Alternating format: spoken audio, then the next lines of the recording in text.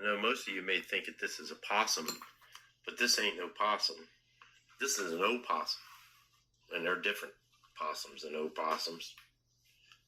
Possums are native to Australia, and opossums are native to the Americas. I didn't know that either.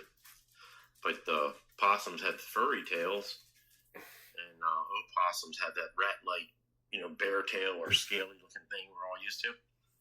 Yeah.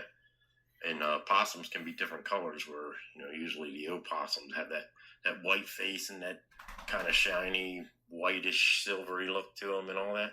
Another difference in them really quick, though, is the possums are more herbivores, where the opossums are more like omnivorous. So the omnivores, they kind of take advantage of the various meat proteins instead of just plant proteins. So they'll eat, insects and all that, like, grubs and all that stuff out of your gardens and everything else. But the big thing is these things eat ticks, and they really like ticks. So, it's just a little known fact, but there you go.